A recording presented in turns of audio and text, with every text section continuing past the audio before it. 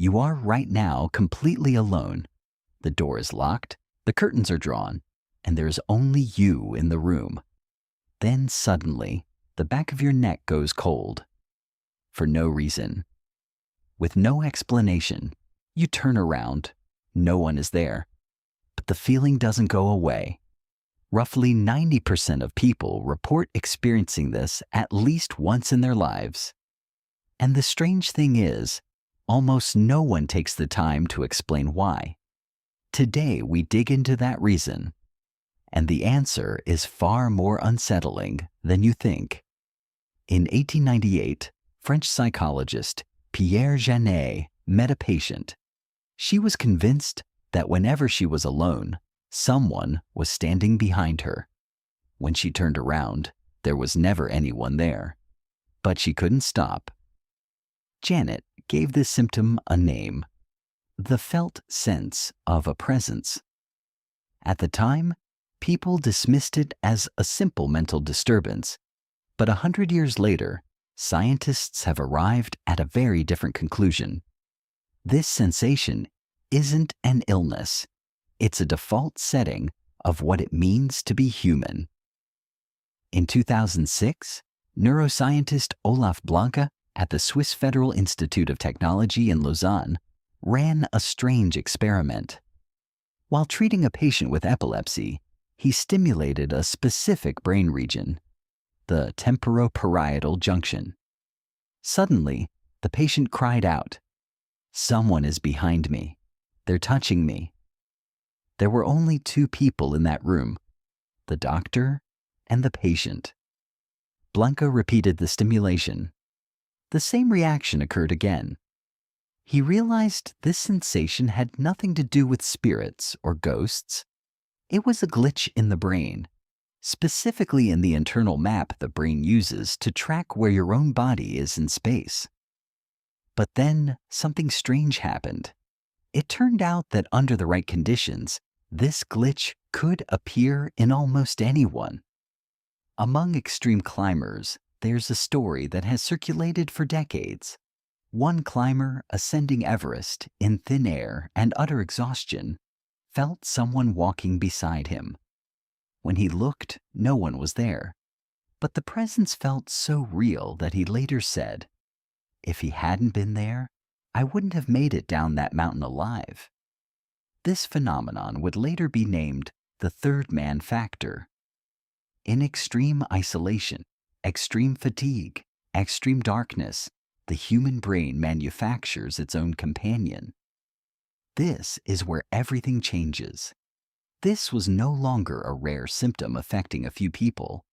It was an ancient strategy built into the brain for survival. Think about it. For most of human history, being alone in the dark meant, quite literally, death. Predators move silently, from behind, outside your field of vision. So the ancestors among us who were unusually sensitive to movement behind them were the ones who survived long enough to pass that sensitivity on. And that sensitivity was written into our genes. But here's the irony. That sensitivity cannot tell the difference between a real threat and one that doesn't exist.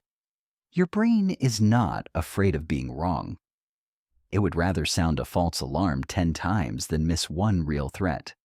So, this unsettling sensation is, in fact, a side effect of a system designed to protect you. A system that frightens you in order to keep you alive. But that wasn't the worst part. In the 2020s, neuroscientists discovered that this sensation isn't just an evolutionary leftover. It's a byproduct of something your brain is doing constantly. At this very moment, your brain is calculating, in real time, the position of your body, the direction of your gaze, the space around you. And this calculation finishes before you're even aware of it. The problem is, every so often, this calculation slips out of sync with itself. There's a moment when the sense of self your brain constructs drifts ever so slightly from where your actual body is. And in that gap, another presence is born.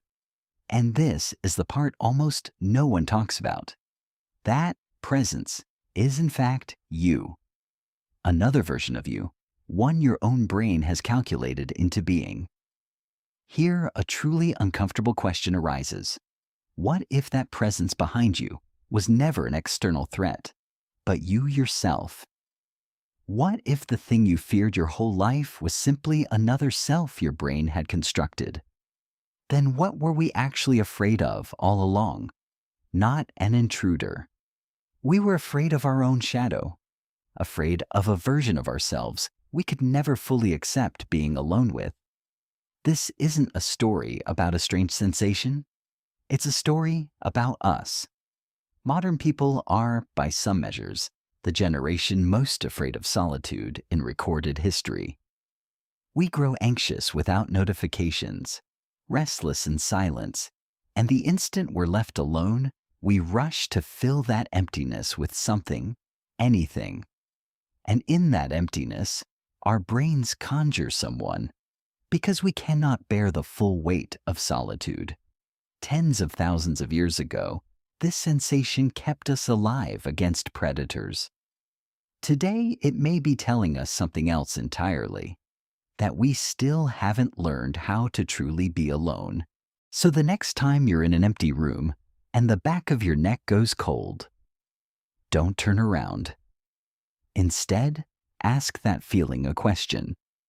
Ask it what you're really afraid of. Maybe it isn't someone in the dark.